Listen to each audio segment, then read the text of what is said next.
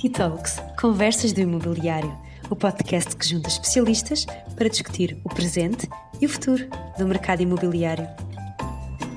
O Facebook existe desde 2004 e ainda que várias vezes tenha sido anunciado o seu fim, ainda hoje continua a ser uma rampa de lançamento para muitos profissionais que querem chegar a mais gente através do online.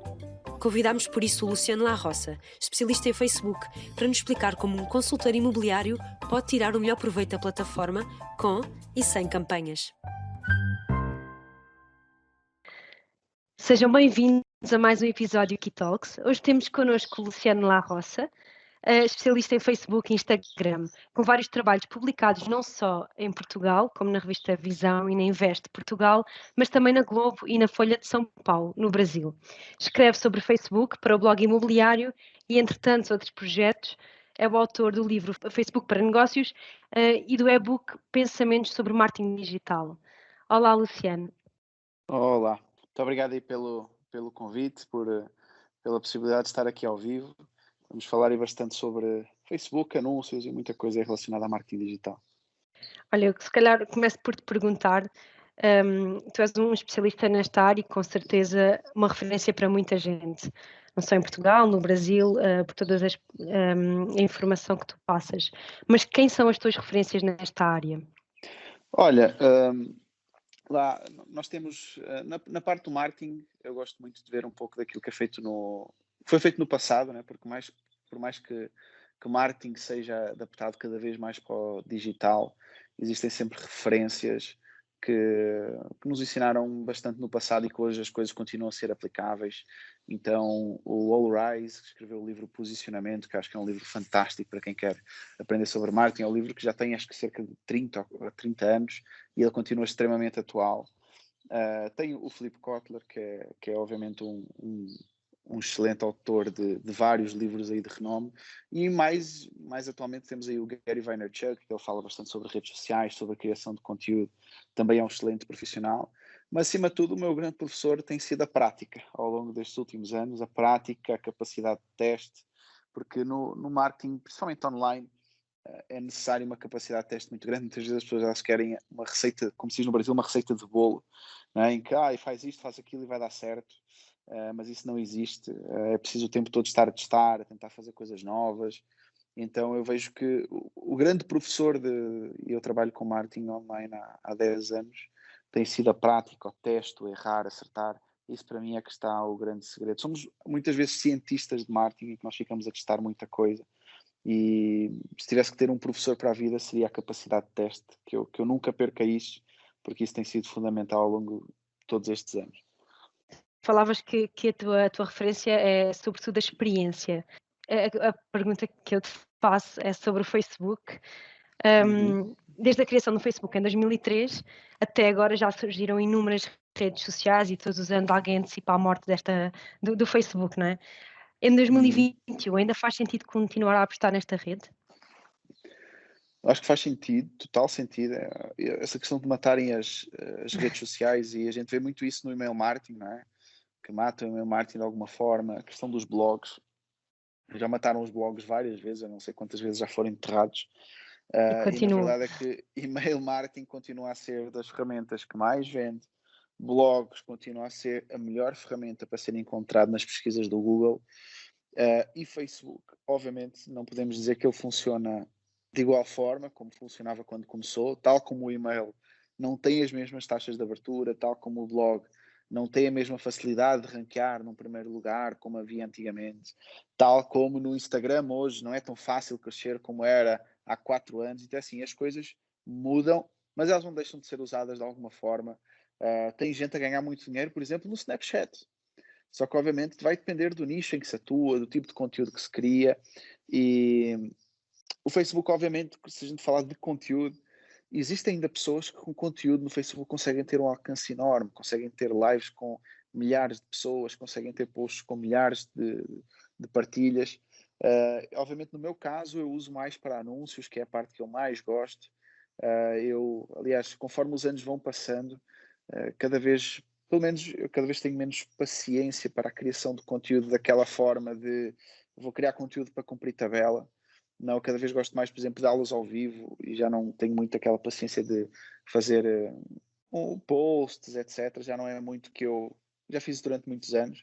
Eu gosto mais é de anúncios pagos realmente que nós conseguimos ter ali, saber quanto investimos, quanto retornou, quanta quantidade de vendas, quantidade de leads, e isso é que eu sou apaixonado. E nessa parte o Facebook, ele é fantástico. Tanto o Facebook como o Instagram são fantásticos na parte dos anúncios. E então, assim, lá mais uma vez, voltamos à primeira pergunta, que é a questão do teste, né?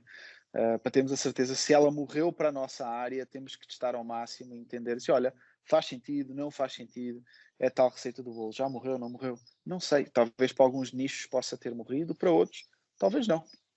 Mas mais do que a área também não tem a ver um pouco com geração? Então, nós sempre, a geração mais nova sempre procura estar onde as pessoas mais velhas não estão, de alguma forma. Então nós vimos que há uns tempos quem saía do Facebook ia para o Instagram. Agora eu vi há uns 2 dias um estudo que dizia que a faixa etária que mais cresce no Instagram é dos 40 para cima e das que mais cai dos 20 para baixo. Quer dizer, então o Instagram está-se a facebookear de alguma forma, e os mais novos estão lá a andar talvez no TikTok, por exemplo, mais do que eles andavam antes. Então assim, vai passando, conforme a rede vai ficando mais madura, vão saindo os mais novos, que são aqueles que se adaptam mais rápido, vai ficando a malta mais velha, o que muitas vezes não é um problema, e às vezes isso faz parte da maturação, né? Às vezes as pessoas ficam preocupadas, estão a sair as pessoas de até 20 anos. Bem, as pessoas acima de 25 é que têm cartão de crédito, então são essas pessoas que provavelmente têm mais possibilidade de compra também. Então são sinais de maturidade da própria rede, eu acredito. Quanto mais velhos, mais velha, mais é a idade média, mais madura é a rede, mais difícil é crescer, mas talvez quem souber lá está, mais rentável ela seja. Porque do que é que adianta eu entrar no TikTok, ter não sei quantas mil visualizações e no final de contas, quantas leads eu capturei, quantas vendas eu fiz. Isso é que é mais importante no final das contas. As redes sociais, elas proporcionam muito a questão do ego, mais seguidores, mais visualizações, mas na verdade o que me preocupa mais é com quantas leads eu estou a capturar, quantas vendas eu estou a fazer. Obviamente, se eu conseguir ter visualizações e vendas, tudo bem, mas nunca trocar esta ordem. Primeiro vendas, contatos e depois interação, visualizações, etc. O que é que tu tens um canal de YouTube, onde partilhas algum conteúdo, agora disseste que menos, mas onde partilhas Sim. algum conteúdo, tens os teus cursos também. O que é que as pessoas mais te pedem? Quais são as dores delas? Mais aqui direcionado, se calhar, para o Facebook. Assim, quando eu digo para a questão do conteúdo, que eu já criava menos, é mais na questão do conteúdo que se esgota, ou seja, aquele tipo de post que tu fazes, ao fim de 24 horas ele desaparece. Por isso que eu cada vez gosto mais do YouTube, cada vez mais do podcast, na criação de conteúdo, porque é algo que nós fazemos uma vez e aquilo pode ser ouvido de 2, 3, 10 anos. Então, aquilo que se chama de conteúdo evergreen, não é? Que é o conteúdo que fica para sempre no ar. Um, Relativamente às dúvidas que as pessoas costumam mais ter, bem, elas são variadas, falando aqui talvez um pouco mais no segmento de mercado. Como é que eu capturo leads? Como é que eu consigo medir qual o custo da lead? Como é que eu sei qual o preço por lead ideal para o meu negócio? Qual é a melhor estratégia para eu capturar leads? Assim, elas acabam por ser um bocadinho várias, é complicado dizer uma ou outra. Até porque depende dos vídeos de YouTube que estão a ser mais visitados. Se eu tiver um vídeo de YouTube sobre, sei lá, problemas de pagamento na conta de anúncios, eu vou ter a sensação que essas são as dúvidas mais comuns, mas estão a aparecer essas dúvidas porque o meu vídeo tem muitas visualizações, não porque as pessoas tenham mais essa dúvida. Mas eu vejo que é muitas vezes a questão, e são mais básicas, né? Quanto eu invisto, como é que eu sei que está a dar retorno, quando é que eu devo parar a campanha, e que na verdade lá está, a gente volta sempre para a regra número 1, se a pessoa parasse e testasse e visse o que funciona para ela, ela própria teria a resposta em poucos dias, e às vezes ela fica bloqueada, talvez meses, a pensar, quanto é que eu devo investir? Se ela puser a mão na massa, digamos assim, ela irá tirar essa dúvida em poucos dias. O tal teste, não é? Sim. Tu escreves para o diário, desculpa, para o blog imobiliário, ou seja, já estás um pouco também dentro desta parte do imobiliário. O que é que um consultor que decide começar agora, aliás, que já está no mercado, mas decide agora entrar nas redes sociais, por onde é que ele deve começar? Ótimo. Eu vejo que há dois caminhos na parte imobiliária. Ou tens o caminho em que crias conteúdo, que de certa forma te tornas um influencer na parte de imobiliário.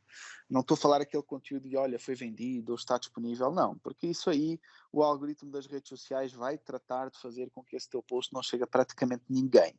Então não vai ter grande resultado se for naquela, olha, está vendido ou temos aqui este novo imóvel. Não vai acontecer. Eu estou a falar no sentido de criar conteúdo de vídeos, em ajudar, olha, quando é que eu devo comprar uma casa, quando é que eu devo alugar, como é que eu sei que o preço está bom, como é que funciona a avaliação do imóvel, como é que funciona após a avaliação, várias coisas. Inclusive agora estou a comprar um imóvel e passamos pela fase da avaliação e eu tive que perguntar para o rapaz do imóvel, ok, agora quais são os próximos passos? Talvez se eu tivesse alguém que seja influenciador de imóveis, tivesse um canal do YouTube ou uma conta no Instagram com bastante conteúdo, talvez eu não sei, talvez pagasse uma consultoria para saber escolher o melhor imóvel. E abrem-se umas possibilidades muito grandes. O que eu vejo é que em Portugal as pessoas parecem ter um pouco de vergonha dessa criação de conteúdo, e não é só na parte imobiliária, é em todas as outras áreas, porque acham que, mas quem sou eu para estar a criar conteúdo sobre isto? Quando na verdade, para nós criarmos conteúdo, basta nós sabermos mais do que quem está a consumir conteúdo.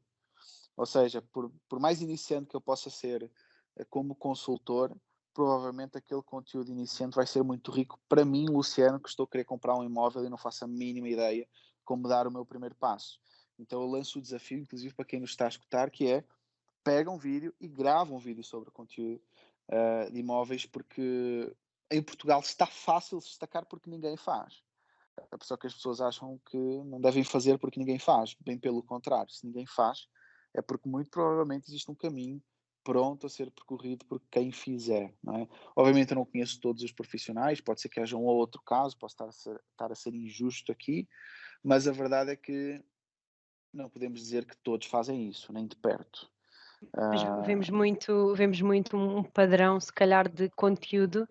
Todos os, não estou a dizer que são todos os consultores, não é? Mas generalizando, o conteúdo acaba por ser todo o mesmo, não é? Vamos à altura de Natal, toda a gente se calhar tem a mesma fotografia, a uhum. mensagem é sempre a mesma. Acaba por ser, não existe se calhar o fator diferenciador. Sim, é como tudo, no marketing, coisa básica é fazermos diferente daquilo que os outros estão a fazer neste momento para nos destacarmos de alguma forma. E há muito por fazer porque muito pouco é feito. Então essa é a parte boa. Há muito por fazer na parte do conteúdo, principalmente na questão de vídeo. Esse é um dos caminhos, criação de conteúdo. O outro é anúncios, sendo que conteúdo e anúncios podem andar juntos ou não. Não é? Eu conheço profissionais na parte imobiliária que fazem só anúncios, não criam nada de conteúdo e dão-se muito bem. Agora, quem for para a parte dos anúncios vai ter que ter um pouco mais de estômago, digamos assim, para estudar sobre mais coisas fora da área imobiliária. Ele provavelmente vai ter que entender muito sobre anúncios, vai ter que começar a estudar sobre anúncios, o que é, por exemplo, um pixel do Facebook. Ele vai precisar de estudar como é que se faz anúncios para captura de leads. E ele vai precisar de estudar também sobre landing page, páginas de captura, para fazer a captura de contatos. Então ele vai ter que fazer anúncios para trazer a pessoa para a página de captura, a pessoa deixou os dados e ele depois vai ter que entender o quê? Sobre vendas. Quando é que ele liga para a pessoa, qual é o script que ele deve usar, quais são os passos que ele deve seguir. Então assim, ele tem que dominar outras áreas. Só que a grande vantagem do consultor que decidir aprender sobre anúncios é a seguinte: a partir do momento que ele entende como funciona a dinâmica dos anúncios, entende como capturar leads, é só uma questão dele saber se ele quer investir mais ou se ele quer investir menos, se ele quer mais leads ou se ele quer menos leads. E no primeiro momento é mais difícil do que criar conteúdo, mas no segundo passo é muito mais tranquilo fazer anúncios e fazer vendas do que ficar a criar conteúdo. Sugeres alguma aplicação integrada para a gestão de conteúdo, por exemplo?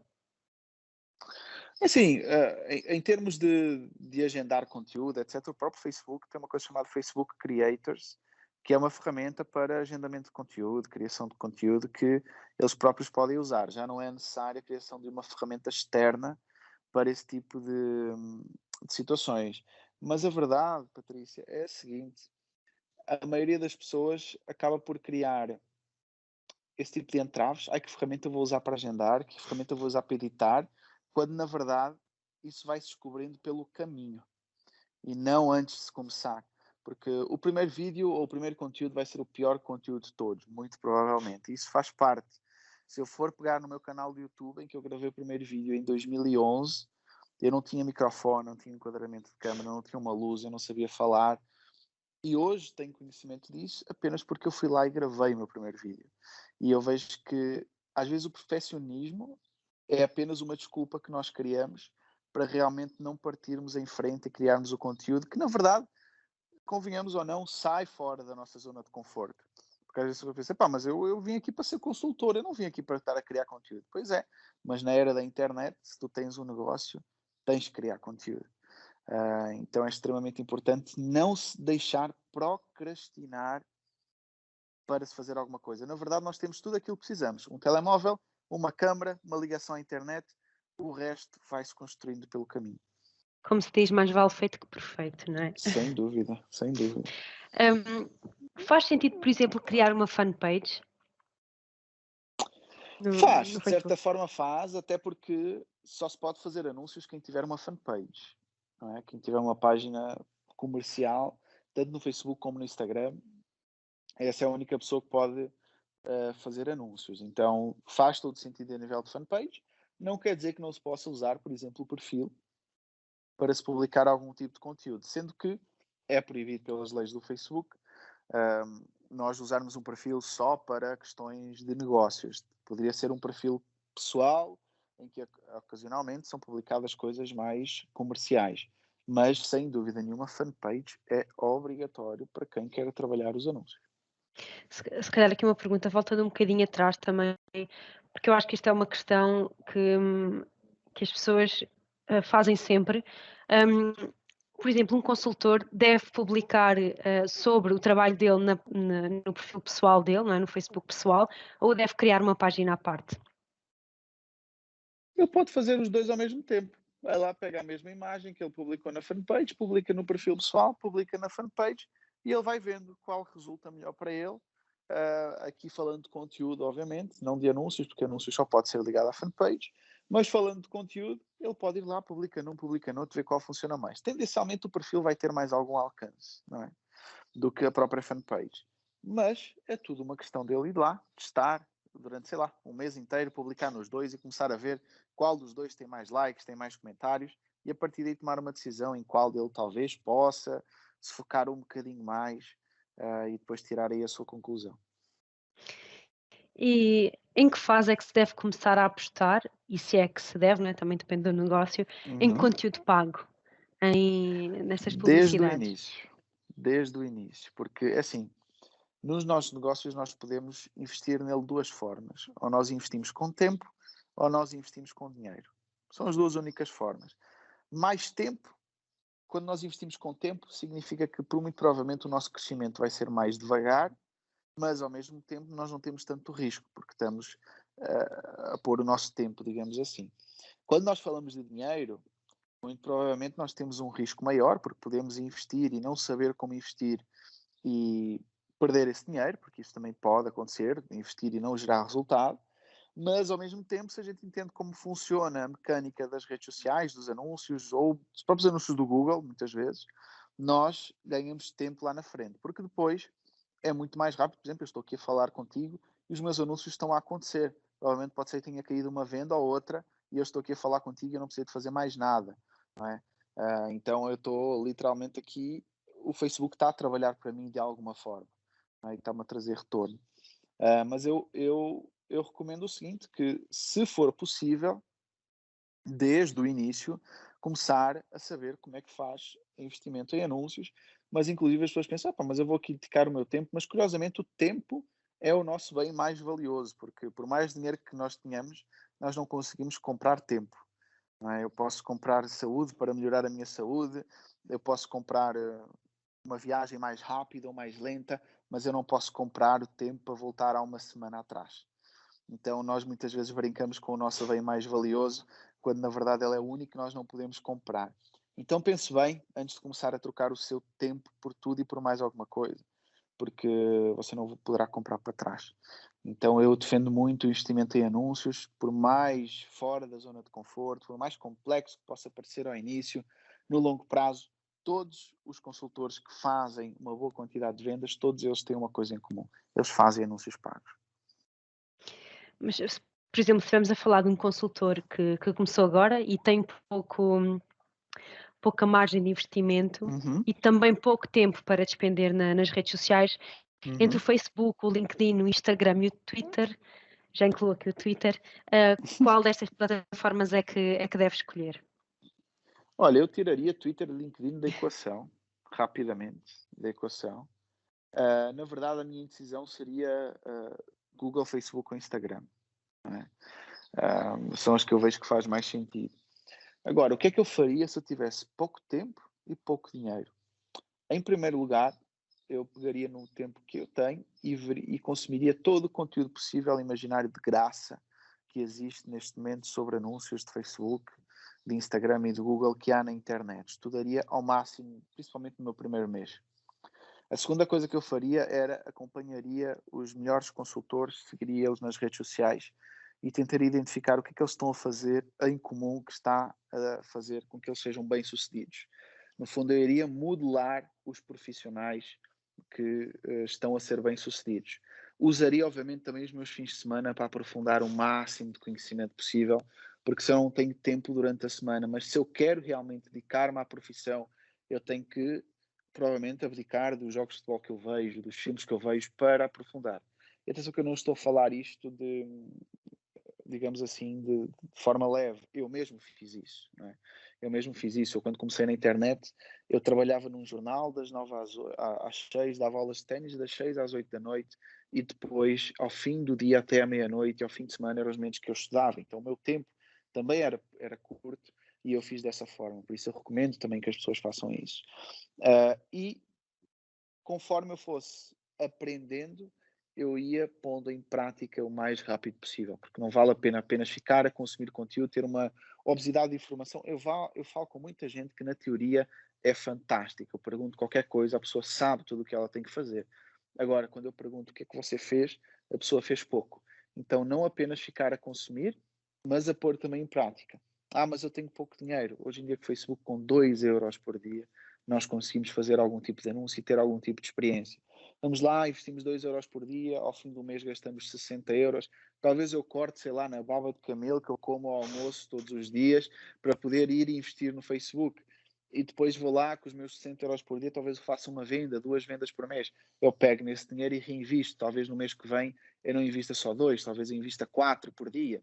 E aí as coisas vão crescendo. Porque a vida ela é feita de escolhas. Literalmente ela é feita de escolhas. Eu não falei aqui do WhatsApp, mas achas que pode ser uma ferramenta para atrair clientes e também criar uma relação? Eu acho que pode, apesar de que eu ainda não vi ninguém na parte do imóvel a ser bem sucedido com o WhatsApp, mas eu não sei se as pessoas não estão a testar ou se realmente não funciona tão bem.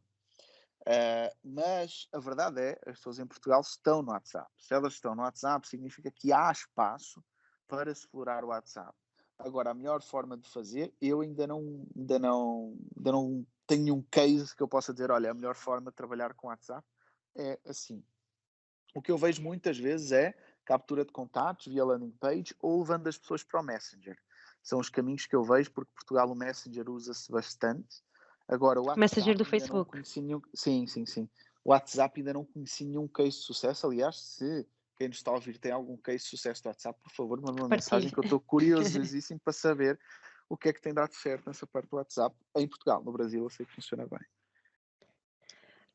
Falaste que escolherias, o Instagram como uma das plataformas, se tivesses pouco tempo e dinheiro. Como é que um consultor se pode diferenciar e destacar nesta plataforma? Olha, no Instagram eu vejo que uma coisa muito importante é a utilização dos stories, principalmente para bastidores no dia a dia, sei lá, fui visitar um imóvel, gravar uma sequência de stories mostrando o imóvel, mostrando todos os detalhes do imóvel, e isso depois, essa sequência de stories pode ser um vídeo que vai ser publicado no feed, por exemplo, não é?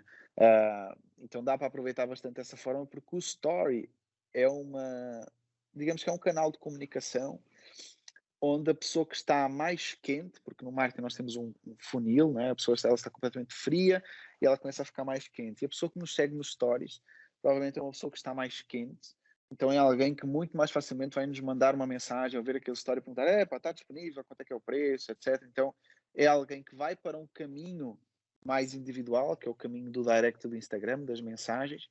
Eu trabalharia bastante isso, trabalharia muito a questão do meu conteúdo, a questão das hashtags, que no Instagram funciona muito bem, pondo hashtags da própria cidade, ou da própria, ou do próprio distrito, enfim, depois aí vai depender do local onde a pessoa está, mas eu usaria bastante a questão das hashtags, mas seria mais isso, stories, pegar nesse conteúdo, publicar no feed, usar hashtags, e abrir as caixinhas de perguntas. Eu vejo que nos stories funciona muito bem a questão das caixinhas de perguntas, de abrir e perguntar, olha, qual a sua dúvida sobre a compra do imóvel?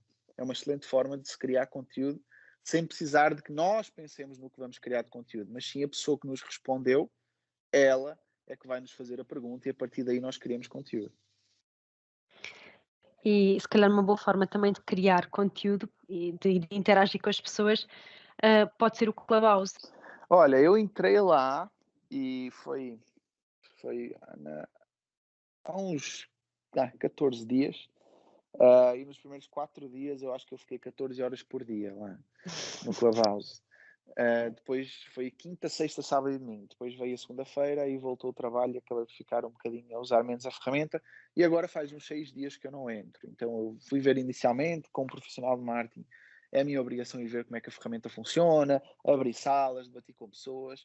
Acho muito porreiro. Agora, é o seguinte, eu vejo que na parte, posso estar errado, mas na parte dos imóveis, eu vejo ali mais como um excelente canal para debate entre os consultores, mas não um canal para nós conseguirmos leads que vão querer comprar um imóvel, por exemplo, não é? E uma coisa sempre muito importante, por mais que nós devemos surfar nas novas redes o mais rápido possível para entrarmos quando os outros não estão lá, a verdade é que jamais devemos fazer isso largando as outras que nós já sabemos que já funcionam. Então, por exemplo, eu entrei no Clubhouse, mas é o seguinte, todos os dias continuo a olhar os meus anúncios, todos os dias as minhas aulas de terça-feira que eu dou no YouTube à noite continuaram a acontecer. Então, não larguei o que sei que já funciona em prol daquilo que ainda há dúvidas se funciona, porque pode ser uma febre, não é? Pode ser uma febre. Quando começou o Snapchat, era uma febre, toda a gente queria ter o Snapchat, depois foi lá o Instagram, copiou e morreu. Eu lembro-me do Periscope. O Periscope foi a primeira ferramenta em que se podia fazer lives através da aplicação do telemóvel. Depois morreu. Então, assim, muito cuidado com onde nós focamos a nossa energia. Especialmente, eu sei que o consultor geralmente tem pouco tempo, portanto, é melhor focarmos esse pouco tempo naquilo que nós já sabemos que funciona do que naquilo que nós temos dúvidas se vai perdurar no tempo. Acaba por ser só mais uma ferramenta, se calhar, para aprender e para o debate, como falava inicialmente, Uhum, não é? Hum, Tu estás no Brasil, trabalhas também para o Brasil, sim.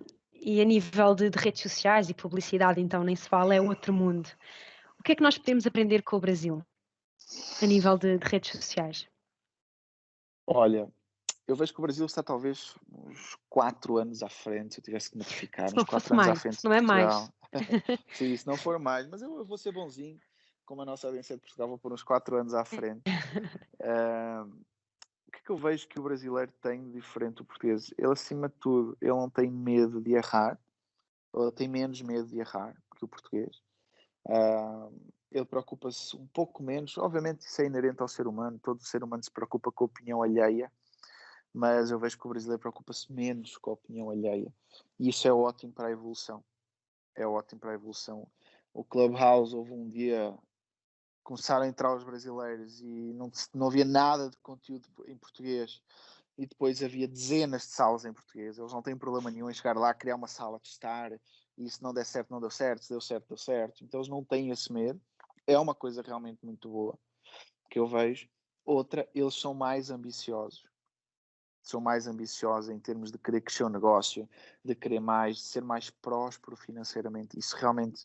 Porquê que isso acontece? Não é porque eles são melhores ou porque são piores, é que no Brasil, se não tiveres dinheiro, não tens segurança, não tens uma saúde decente. Como em Portugal, independentemente, e na pandemia, e isso foi claro para algumas empresas, se a empresa não está a vender, tem layoff. Assim, aqui no Brasil não há layoff, não vendeu, não há dinheiro, fecha a empresa, não há muito por onde sair. Então, inclusive, nós vimos isso na parte dos restaurantes.